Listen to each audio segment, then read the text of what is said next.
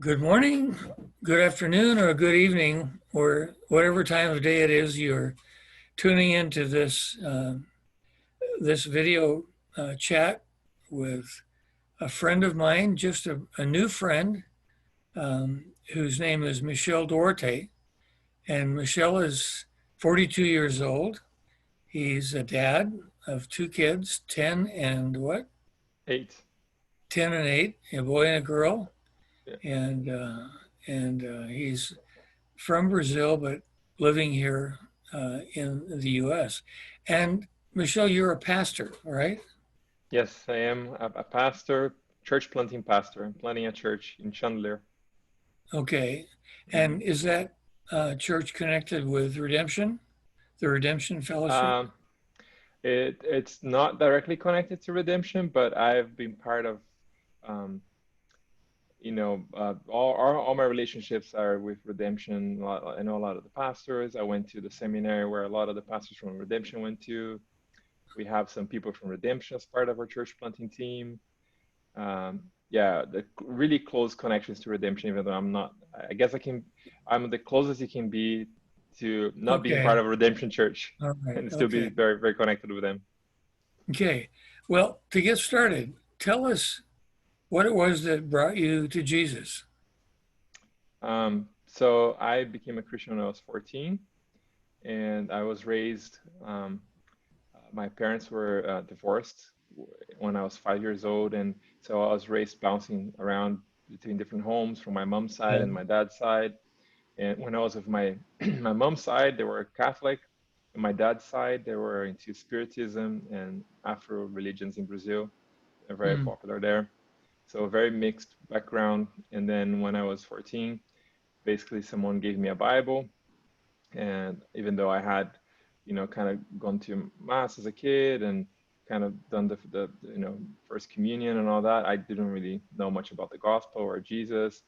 And it wasn't until I was 14 that I really had an encounter with Jesus. And I felt like, hey, this is it. Like, I don't know, I don't understand what's happening, but I believe this must be God. And just like the love for understanding more the gospel and reading it and sharing with other people.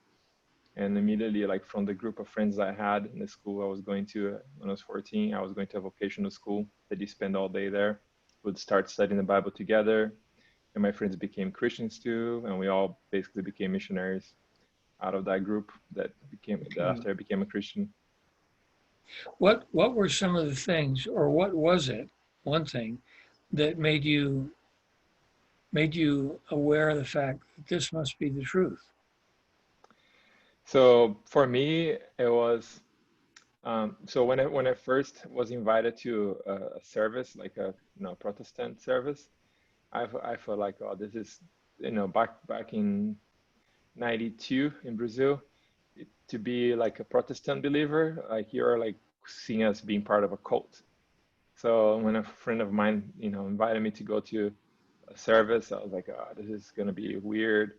But I remember like going to the first service, and during the worship when they're singing, now I can say it this way, but I didn't know back then how to describe it. I felt God's presence, and I was like, God is here. Mm. Like God is really here, like I've never Wow. seen anywhere else. And it really like I was immediately attracted to Jesus and wanting to know more and wanting to be, to do Bible study. People said, "Oh, you need to be a disciple." I was like, "What is that? Does that mean I learn more about Jesus? I want it." Yeah, Whatever was the okay. next Good. next step. Yeah. Okay. As a church planning pastor, okay, what is your motivation? Why do you want to plant churches? Yeah, so that's very straightforward still. So people can basically experience what I experienced when I was 14. People who don't know Jesus, which is actually a lot of people. We think, because the US has a lot of churches, we think, oh, people are covered. But, our vision is specifically to plant a multi-ethnic, multicultural church.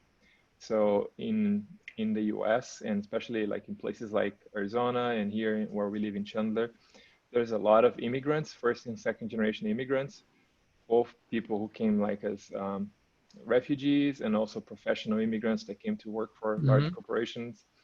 And a lot of those people actually have very little interaction with with church, or if they have interactions with Christians, sometimes they never get in a conversation about Christianity or anything like that. So after having many conversations with neighbors from other countries, and like learning how little they knew about Jesus, or sometimes like they didn't know anything about Jesus even after being in the US for 7, 10, 12 years, we're like, okay, how can we reach this type of people coming from Hindu background, from Muslim background, from Buddhist background, that really have no idea about like what it means to follow Jesus, and also are very unlikely to walk into a church, right? So unless a church is actually really intentionally reaching out to them, they're not going to come to know Jesus. And a lot of the vision from our church came out of that, the desire of how do we serve and reach this community. And through talking with a lot of pastors in the region, a lot of people said, we love this vision. And we think that the best way to reach people like that is a new church, because new churches tend to reach new people, have a different vibe and a dynamic of the people intentionally joining together to be together on mission to reach people with the good news of the gospel. So the Okay, desire for us is well, to see people. um, I've spent my life traveling around the world, Hmm. uh, visiting many typical evangelical churches and who do a good job of preaching the gospel. Hmm. Um, but, you know, Muslims, Hindus, they're not interested in hearing about Jesus. So, what is it that you do with your church plant that is different than just talking about Jesus? Yeah. So the idea is like, displaying the gospel or the good news of Jesus with words and deeds. So like loving people, loving them first, and and then sharing the good news with them. Like they're together. They're like the two, the words we speak, the proclamation of the gospel, but also serving people and loving people, and walking with them through hard times and all that, being the two wings of the airplane. Like they can't fly with just one. So for us, is the idea of like getting engaged in the community and finding the things that are already happening in the community, and things that the needs that are in the community, the things that is already doing in the community, how we can be part of it. So not necessarily starting new things, but also like looking for ways to plug in with things Can even you give like, us can you give us some stories or some examples of what yeah. that So is an like? example right now, we have a couple from our church who are ESL teacher, or he's an ESL teacher, and his wife is a For those who Chinese don't know what teacher, ESL uh, is. English as a second language. So Okay, they want to offer. So they're waiting for the library to approve for them to offer free English classes for foreigners, for people okay. learning English as a second language, just as a way of serving a need that there is already that need in the community. Libraries usually look for volunteers in that area. So instead of our church doing a separate thing and hoping people to come to our own thing, we're just gonna join with the city and partner with the city in providing those services, and in a way to engage with immigrants, which is our heart to reach them. So are they doing that already, or they're With looking the forward to it? Yeah, with the quarantine, everything's on hold. Yeah, So okay, plenty of church for quarantine is very different. So everything is kind of on right, hold. They've said they want it. They're excited. They know there's always a waiting list for things like that. But they right. said we don't want to start until things are better and more clear, how much people Okay. can gather and all You that. said you said that what you do is you look for what are the needs in the community. That's an example of one. Mm-hmm. People needing to learn English Mm-hmm. Yeah. and providing an opportunity for that. What are some other ways that you have found needs in the community that your church can meet? So a lot of it is just like talking to the different organizations, because like here in the US, they actually have a lot of nonprofits and all sorts of organizations that are usually like based in neighborhoods that are struggling more. So for us, as being like, again, trying to build those relationships during quarantine is harder, but we're talking to some of the organizations and like trying to meet with people, even if it's like over Zoom, to learn more about what they're doing and how we can partner. I feel like even like the city. like the city governments, they appreciate. I feel like when pastors reach out and say, how can we support what the city is already trying to do and come in alongside the city, as opposed to we're going to do our thing and hope that that's somehow serving a need in the city. So in the case of Chandler, there's already a lot happening in terms of pastors connecting with the city, with one another, with organizations. So for us, it's that desire more to be part of the fabric of the city, in the sense of like, how do we not replicate things that are already being done, but how do we come alongside and feel a need that there's still left with the people that are trying to serve the city.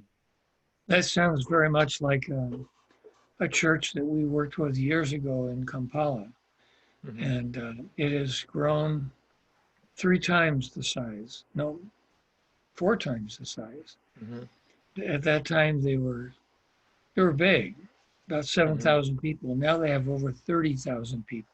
Oh wow. And the way they grew wasn't because their goal was not growth.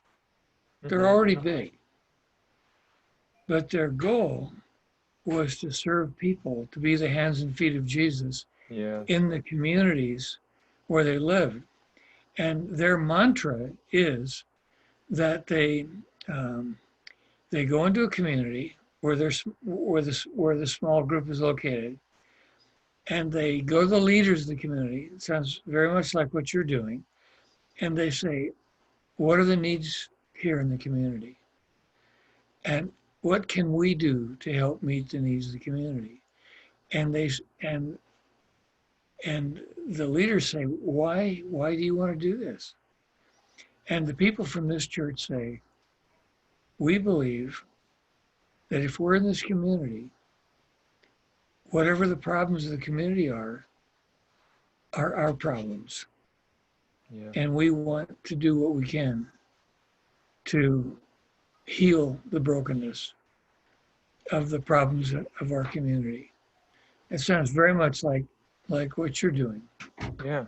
Yeah. And then like also, I feel like in either in the context of people not knowing Jesus or in a post-Christian culture, I feel like the testimony of a diverse community of Christians and followers of Jesus wanting to serve and bless the city and wanting to be a blessing in the community by coming alongside what's already happening in itself is a powerful message of the gospel. And in a way, it's like, people can have all sorts of assumptions about the gospel or the church, but when they see like a diverse group of people that love Jesus, that love one another, and want to bless people, not just so they can get them in their church, but really honestly just to love them and bless them, I feel like that's also like a breaking of stereotypes and helping people see Jesus in a different way.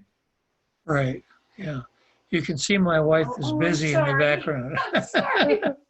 She's doing cleaning. Uh, that's the beauty of interviews on Zoom. Hi. Yeah, right. Yeah. Mhm. So, how would you respond to someone that says, "Well, our first priority is evangelism. So that means we have to go out and proclaim the gospel." Now, I know some of you guys are interested in social things, but Mhm. that's that's not what Jesus called us to do.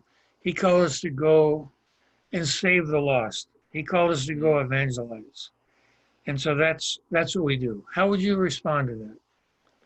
Yeah, I think part of the that you know um, separation of ideas that you can do evangelism without addressing physical needs is almost the idea that evangelism is just a spiritual thing and anything else Yeah, doesn't really mean secondary, which has all sorts of other issues connected to it. But what I would say is like, well, if Jesus is your example, Jesus didn't only talk about healing the broken and bringing good news and setting them free of spiritual bondage. He also healed blind people that had sight again, and people who couldn't walk could walk again. So he actually met lots of physical needs. He fed people who were hungry, and so there's no.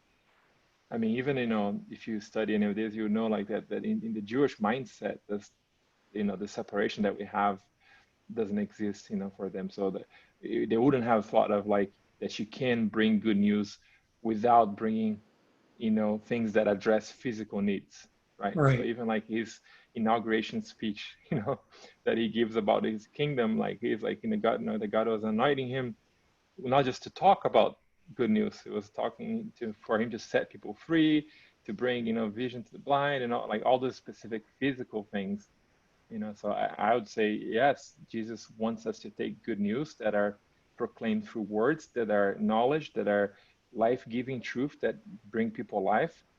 But we do that in the context of embodied souls and people who Right. have bodies that are talking to people with bodies that have real needs that need to be met and have to be, the whole idea, you can't tell, God bless you, send someone hungry home and say, we'll talk later, here's a little leaflet talking about Jesus, they're hungry, they need to eat with them and talk with them, you know. So I think Jesus demonstrated that a lot. He ate with people a lot as he talked about the good news, right? So he was, making sure that he wasn't just addressing spiritual needs. Okay. Hmm. I'm going to get personal here. Hmm. Okay. Okay. And if you don't want to answer the question, that's fine. Okay. Okay. I want to ask you, Pastor Duarte, Hmm. what do you do? How do you express being the hands and feet of Jesus in your congregation, but beyond Hmm. that, in the community? Not what the church does, Hmm. but how do you live that out? Yeah. So I think, uh, again, if you think that, the work of the church or the work of a preacher is just to talk, then I would be happy with just talking about doing things, right? I wouldn't have to do them because it's just say the right things and it works. But I feel like living the gospel and like following Jesus requires us to actually do the things he calls us to do.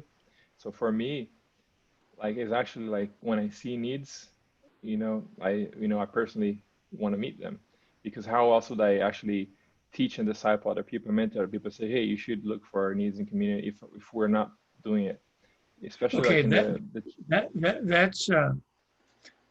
that's words. Mhm. Give me an example. What are Okay, some of the things you've recently done? yeah. So it's I it's hard to talk about what we do because you don't want to like brag No, about the things you do. no, So you're I'll not just give an bragging. example. Yeah, I've asked you the question. I'm just imagine I'm a yeah, guy who's not a believer. I'm coming to you. You say yeah, you're a Christian. I want to say, okay, tell me, yeah. how do you show that? So for us, like recently has been walking alongside a single mom in our community, um, who was in a very difficult situation with losing work during the quarantine. So for us was just like, what do you need? Like, do you have enough food? Do you have and like following up with her every week and taking her food for for the few times that she said, I know I could really use like a box of staples right now. So like shopping and like making sure we got all the basic things that she would need for her and her kids. She also had two kids. She has two kids. So like for us, it was like walking with her through the season and making sure until she said, okay, now I'm back at work. I don't need help anymore. Thank you very much. I really appreciate it. So for us, that was the recent thing that we were walking with someone. And How also, could, how has she responded? I mean, my guess, based on what she said, that she felt loved and cared for. That was the idea that we're doing this because of Jesus. And, she wasn't part of our church. We weren't like trying to get her to be part of our church or anything. But at the end of the time, she's like, can I visit your church? I was like, well, we're not meeting in person, but I can give you the Zoom link. So she's like, I want to come and hear more about what you have to say. So in a way, for us, that was a good reminder too that sometimes people will listen to your actions before they listen to your words. So Uh, yeah. so, so by taking food to her, by walking alongside her, you weren't trying to manipulate her into your church. You were No, just trying no, to serve her. Yeah, yeah. I mean, we never even mentioned anything. I mean, I said, I'm a pastor. I didn't want her to feel awkward about it, so I said, our church can give you, some food or give you some basics so you don't have to struggle during this time. So yeah, I made it as easy for her to receive help because it can be really hard sometimes. Like, if you feel like Mhm. you lose your sense of control, of dignity, of having to accept help. So we talked a lot before she felt comfortable to say, yes, actually could really use some help right now. Yeah. What do you think about Christians who use serving other people as a manipulative way to get them into church or to convince them to become Christians? I think it's a very sad, warped way of seeing loving your neighbor. Yeah. I mean, I think the other extreme that people justify is say, you know, like I heard this story once, this pastor saying how he was teaching some people in Africa, and he was teaching a group of missionaries in Africa about like serving the poor and working, displaying the gospel through action and all that. And someone said, because the idea was like we should start a literacy program. And someone said, why do I care if people don't know how to read and write if they're going to hell? All I care about is that they know about Jesus. So the pastor was like, well, yes, but if you don't teach them how to read and write, they can't read the Bible, and they also can't get, a better job. Their lives can't be better, so they can actually flourish and be a blessing to other people. So I feel like this idea of that you can like separate it and you can like try to twist and even like use help as a way to get people to follow Jesus is a very warped way to see any of the gospel, really. I like the way you put that. It's warped. Yeah. Yeah, it's not what Jesus did. I think of the 10 lepers that Jesus healed. Hmm. I think he probably knew only one would come back to him, Yeah. but he healed all 10. Yeah. Yeah, and if he was doing it as a means to an end, how many would he have healed? Yeah. So One. only this one. Okay, so I won't bother Right, with you all. right. Yeah, but he healed all 10 because he cared Yeah. about their brokenness. Yeah. Amen. Thank you, brother.